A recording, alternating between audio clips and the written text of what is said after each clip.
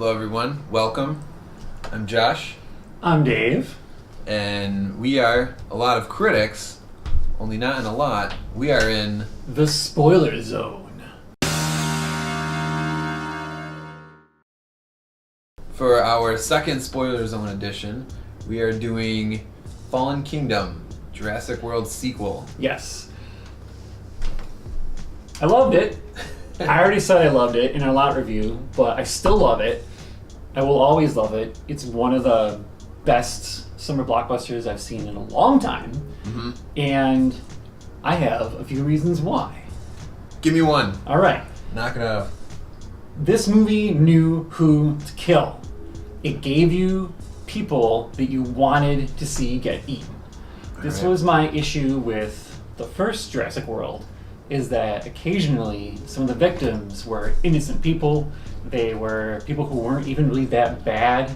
And when you watch a dinosaur maul somebody, it's like you felt a little guilty in the first one, because I'm like, she was just trying to do her job. Like, why do you got to do this? But in Fallen Kingdom, it's like, get him! Like, it's so satisfying. And that was one of the things that made this brilliant. And I could tell they were going in that direction, because immediately you meet this team of just jerks, just army jerks. Yeah, definitely. You're like, you're all dying. Like, you know right away that when things go bad, these guys are getting it.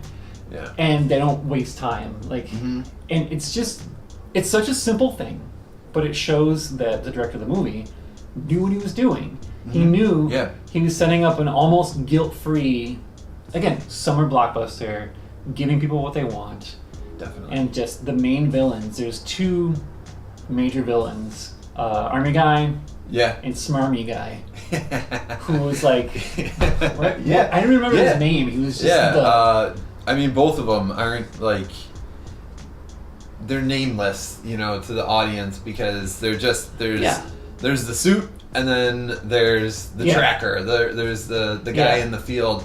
And it's funny, in the middle of the movie, there's dialogue between the two of them, and it's like one saying, I better get a bonus for this, and it's like, you're gonna get your bonus, you give me that dinosaur, and there's anger between these two bad guys that you're just like, I just don't like you. Like, you have Chris Pratt, Bryce Dallas Howard's characters who are going to the island to save these dinosaurs, and, spoiler alert, the big twist in this movie is they were betrayed. They were set up to only go get the dinosaurs, and it was left for this villain and, both villainous characters to bring the dinosaurs back to the land, bring them back to California to be put up for auction, which, I mean, what a brilliant way to incorporate a villain that's not a dinosaur in these movies, because most of the time it's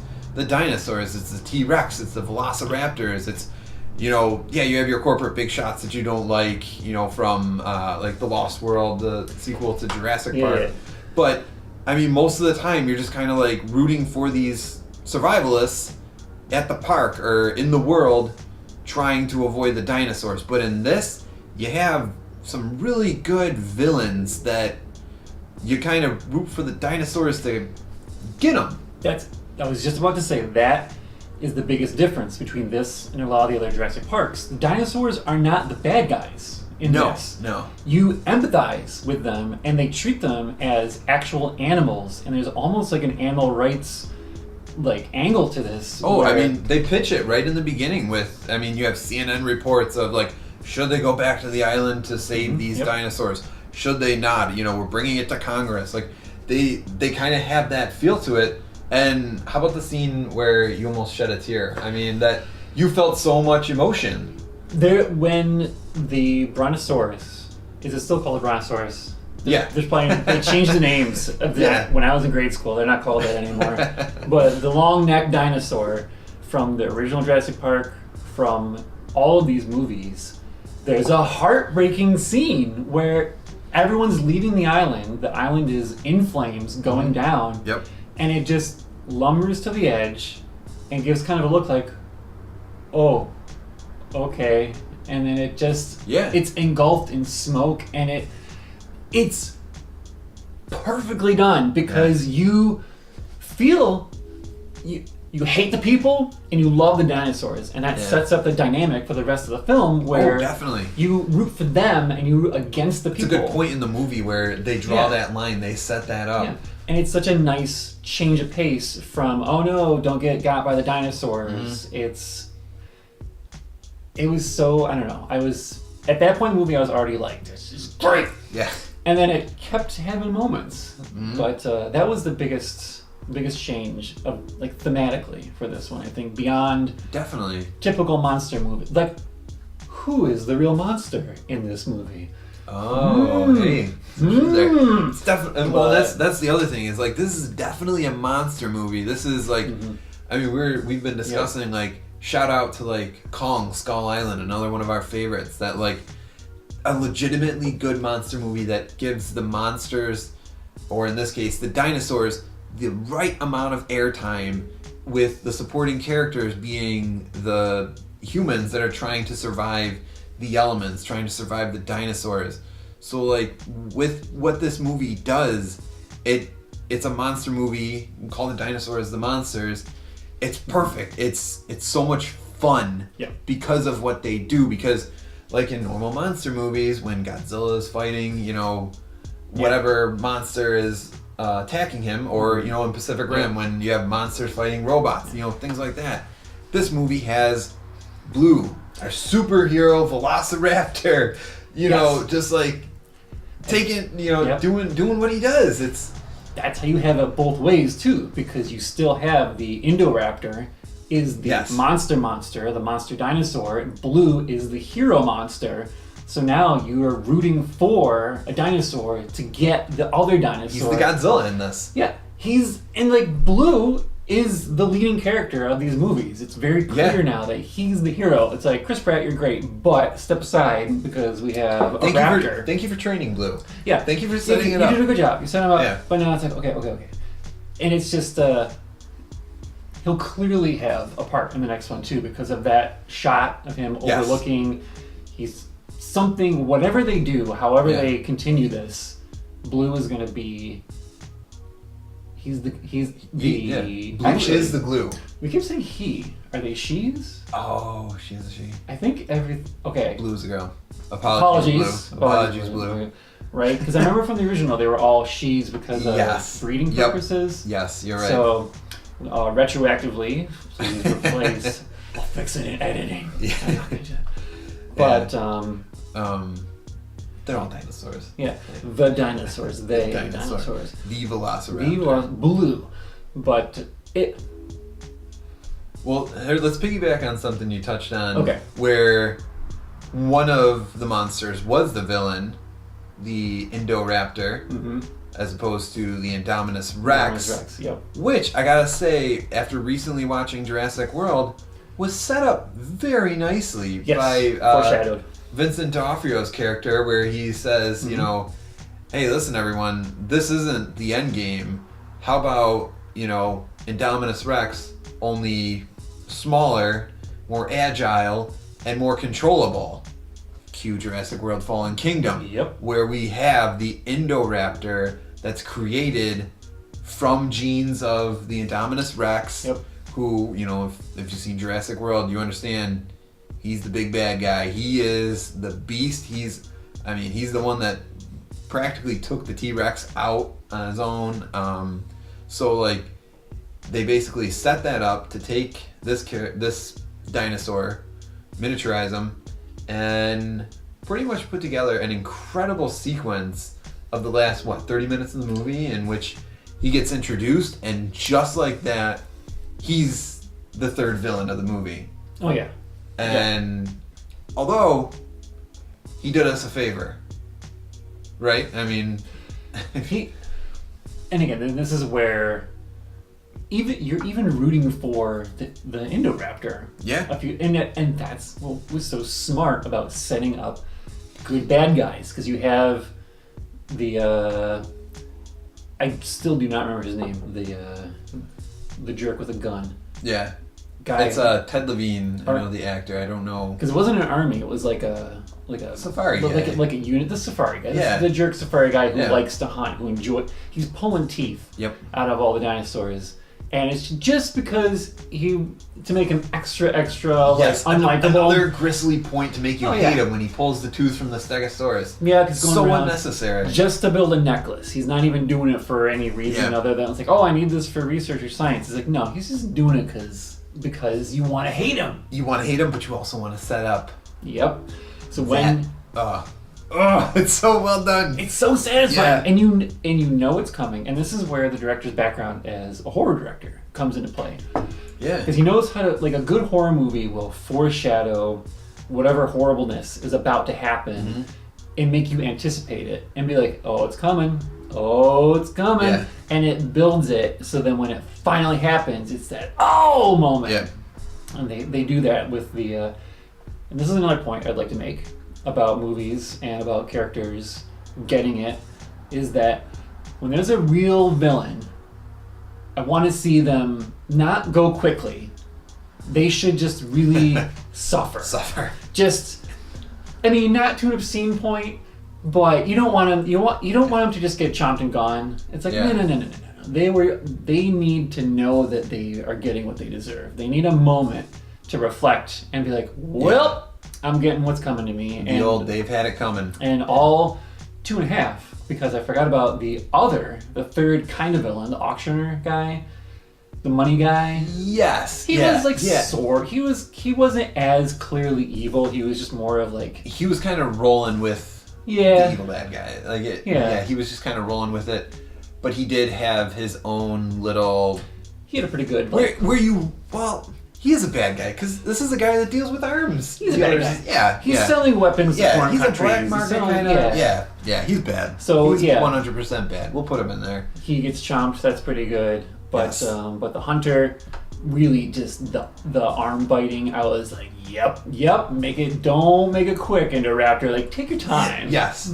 And show who's smarter? I mean, they really made the Indoraptor the smarter one, where like he takes a couple shots, lands down, and immediately, I think I heard some comments in the audience during this part where it's like, oh man, like you knew, like you're not going to immediately get rid of this Indoraptor, this new villain monster character. So I mean, to set up the scene. He gets shot by the bad guy. The tranquilizers. Tranquilizers that are so heavy. I think they set it up earlier too, where he takes a lot but doesn't go down, or something happened to where a dinosaur takes a lot of. Blue got shot twice, I think. And then he actually go down. He did go down as he was getting shot with an actual bullet. Yeah, but they do something. You hear it. They discuss what the trank darts. That is. There's an earlier trank scene. It was blue, right? So then when you see this one, and Chris Pratt got it too. That's right. But it got pulled out not too long. I think that's why he was able to, we'll leave it to the blockbuster to let the hero get away with what he can get away with. Rolling away from lava. Yeah. But anyways, it's still really good. but back to like this sequence. Yes. He gets tranked, goes down very quickly. Mm-hmm. And as the audience, you're like, well, that was kind of quick, because we saw a trank scene earlier with the dinosaur that like kept going for a few minutes. This one just dropped, and then when he peeks the eye open, and you're like, he has a smirk. He smirks. A dinosaur has a sly smirk in this, and it's great. It won me over. It's perfect. It won me over. I was like, I don't care that dinosaurs don't have expressions, but the fact that this smart, genetically altered dinosaur does that in that scene, you're basically like side fist bumping, just like yes. And this is the bad guy dinosaur that you're still on his side. You want him to get it. Because you want him to get the worst. I was done with him. I was done with this guy. He left Chris Pratt for dead. He was treating all the other characters on Chris Pratt's team. He was treating them like garbage, and like he had to get it. He had to get it at some point. And again, to the point of like feeling empathy for the dinosaurs, I think I really lost it when he pulled the tooth from the Stegosaurus just randomly. I'm like, no, he's a good dinosaur. dinosaur. He didn't do anything to you. No. Yeah. But kudos to the director. He set it all up. He wanted you to feel that. So when it came to the point where you had to choose between the Indoraptor, the new villainous bad guy dinosaur, and this bad guy, you're just like, get him, Indoraptor. Get him. Get him. And he did it so well. Yeah. So perfectly done. The dinosaurs in this, yes, great. Gotta give Chris Pratt a little credit. One scene in particular that just, like, there's so many times in this movie I, like, wanted to, like, jump out of my chair and, like, scream and point at the screen. There was a very John Wick sequence. Brief, but a one-shot fight scene that went right to left. It went across. Mm-hmm. He, like, beat up, 4 or 5 guys? 4 or 5. He just not very, like, smooth, down, very, like, just takedowns on his way, because he had to grab the bar to stop the Indoraptor from getting out. Yeah. And the cage was moving along. He was fighting alongside it. The shadows and the lighting had him, like, in the foreground, but almost silhouette, like... Yeah, kind of. Had a very, like, profile, If this movie was about him, you would have had a silhouette shot, without a doubt. I mean, the way it centered, the way it followed. Very close to that, 100%. Like... Just such a great little sequence hiding in the middle of this dinosaur monster movie. It could have been in any type of John Wick or just modern action film. Mm-hmm. Just a great moment. It gave me a lot of hope for this director, because it showed he knows horror, he knows action, he knows sadness, he knows good guys, bad guys. He knows action choreography. He knows how to direct somebody in a way that makes them look really, really cool. And I don't know, I really look forward to what this guy does next. Yeah, and he's not doing, what is he according to reports, he's not doing the next one. It looks like Colin Trevorrow from the first one is coming back to do the third one, which this movie sets up beautifully and awkwardly. It's crazy. Third one. It's bizarre. I mean, we could be setting up Mad Max for all we know, because the dinosaurs are let out. Yep. In America, on the land in California. Yeah. So this is done also in a way that is very believable, and when they almost didn't let them out. Good controversy. Yes. I was like, are they gonna kill the dinosaurs? Because that's the smart thing to do. Like Bryce Dallas, her character would have let the dinosaurs die. Yes, she was smart. She was thinking, and she knew, like, you can't. Yes, it's sad that they're dying, but you can't let dinosaurs out. And she was going to let that happen. And I was like, is this movie gonna go there? Is this why the critics hate this movie, because they murder a whole bunch of dinosaurs at the end and it's sad? Nope. They hate the movie for the other reason. They hate it for that. Because Clone Girl comes up and goes boop, and then lets them all out. Yeah. And everyone just looks at each other like, this is happening. We can't undo what just happened. I'm happy. I mean, that was kind of their expression. Hooray. Yeah, it was like, she did what I wanted to do, but I also didn't want to do that. It does lead to Smarmy Guy getting very satisfyingly just chomped and savored to death. Just like jump scene. Got me. Oh yeah, they surprised you with that. Yes. Yep. And then he's kind of like lazily chewed by who actually gets him? Is it the T-Rex or is it both of them? They split something else? Yeah. The T-Rex and the other dinosaur that the T-Rex interacted with on the island. So a little bit of foreshadowing again. Yeah. You know, where the T-Rex was like, you saw this other dinosaur, definitely a lot of teeth. Mm-hmm. Yeah, he was gonna go for him, and just like that, the T-Rex comes and snatches him, and I jump out of my seat because it came out of nowhere. Because, again, great camera work. You're setting it up where it's like, oh, this is going to happen. We're going to get another bad guy who gets his due. And you see another dinosaur in the background, right? Yes. Yeah, you kind of see the shadow. And you're like, oh no, he's going to get got by that. And then just... Yes. Yep.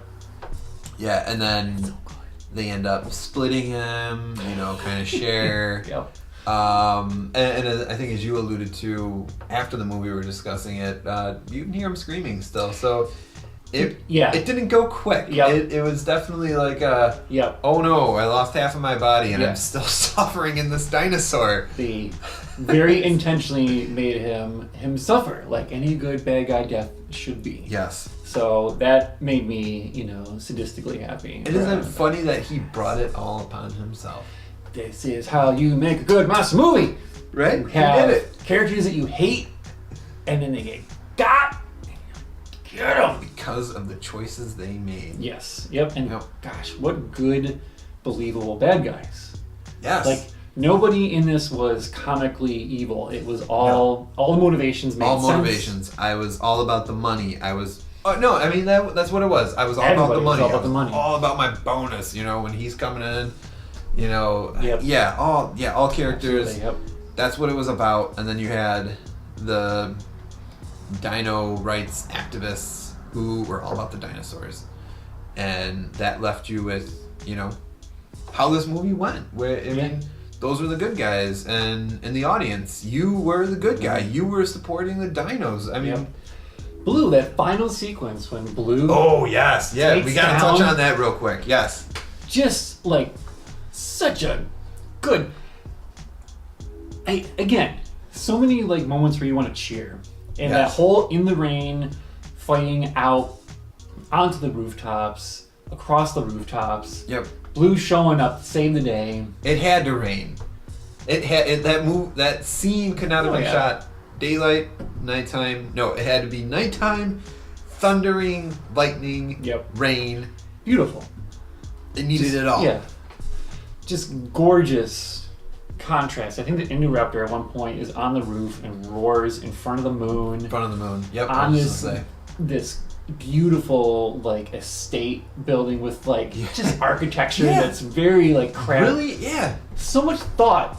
Yeah. Like clearly went into this, and this is something that I look for in movies. Is Wes Anderson is a great example. Wes Anderson is so obsessive about every single shot in his movie. You can tell that he's like arranging every little detail, and it's one of the reasons I love him. And this director, I think, a lot of times, same kind of stuff. You could pause it at any moment and look at the composition of where are the dinosaurs, where are the people, how is this set up, what are we looking at, what room are we in?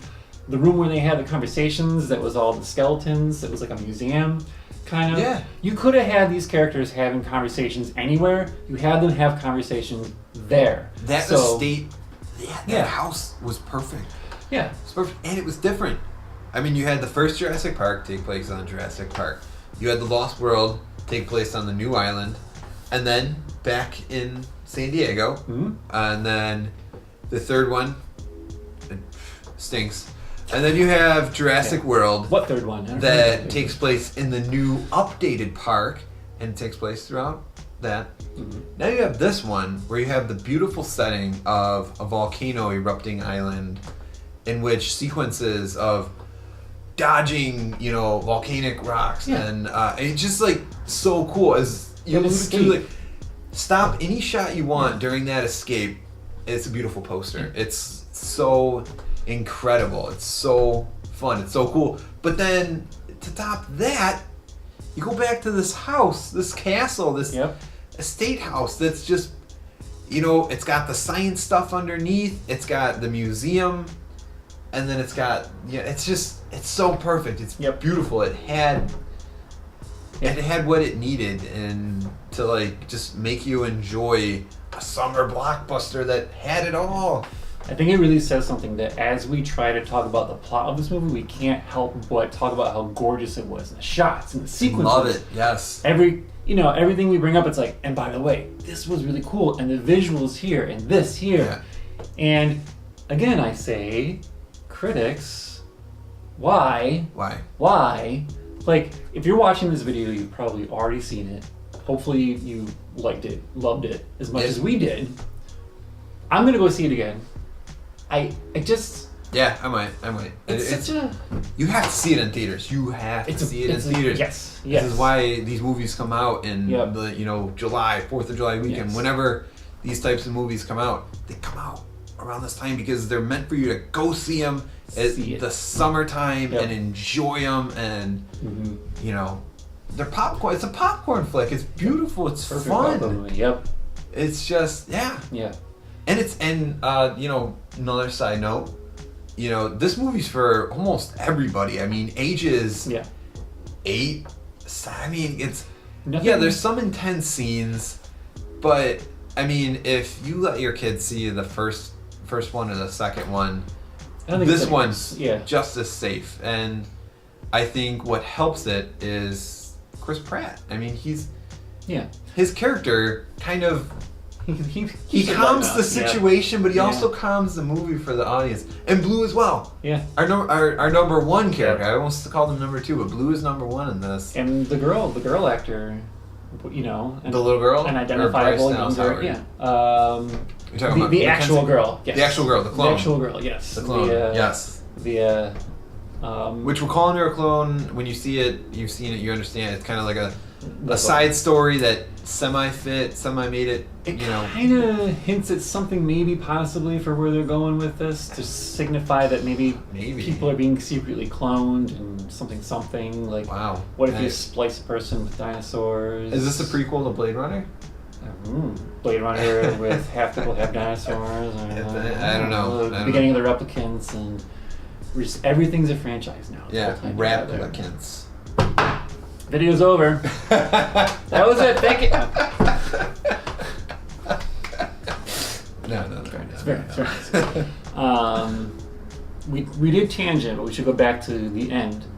Where do you have any predictions of where this is going to go now that the dinosaurs are going?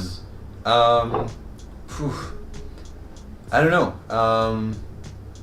This reminds me a lot of The Lost World, and when The Lost World ended, the last scene is you see like pterodactyls and stuff on The Lost World, and you're like, okay, at some point they can leave. At some point they can intervene with humanity again, or what's going to stop humanity from not wanting to go there and see this again?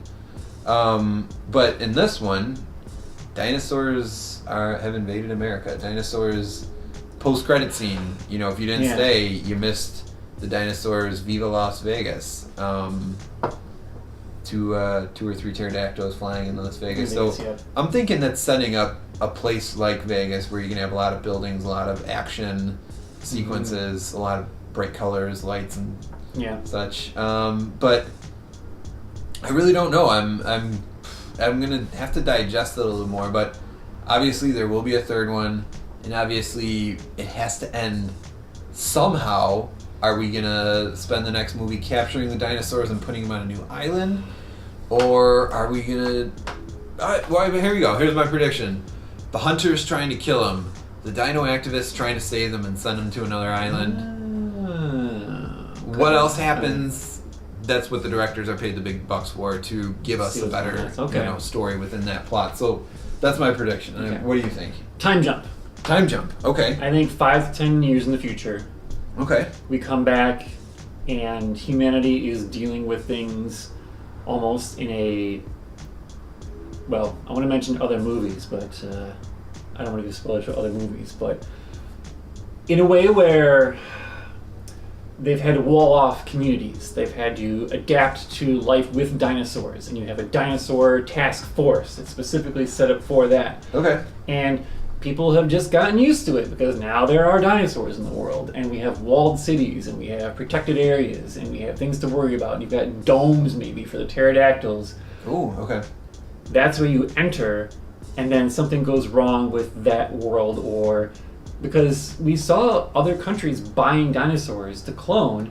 Yes. Maybe a war is being fought, and we come in and we see a war between 2 countries' dinosaurs being fought with each other. I would love to see this franchise go completely sci-fi, even more than it already is. Just they had it in Jurassic World. They had the raptors with the control. Yeah. That was set up. That was foreshadowed. We're gonna fight wars with raptors. Yes. Go there. Have it start with that's what's happening. These other countries, Russia and other people have bought dinosaurs for war animals. Yeah. Let's jump ahead and enter a world where that's how wars are being fought, and they're in the wild, and this is just what's going on. Yeah. What do you do? That's such a great, like, open concept for, you could go so many different directions. Yeah.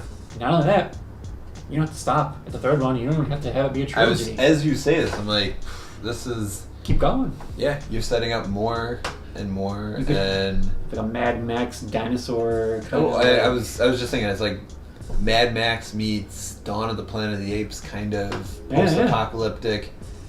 I just don't want Blue to start talking. I mean, that would have me worried. You give him the the talking... Oh, yes. And he's like, Chris Pratt, you're my best friend. Yeah. Yeah. But, yeah, maybe not that. Who knows? But, it's Trevorrow doing it, right? Yes. Trevorrow's yep, number we're 3. back to the guy who did number 1. We'll see.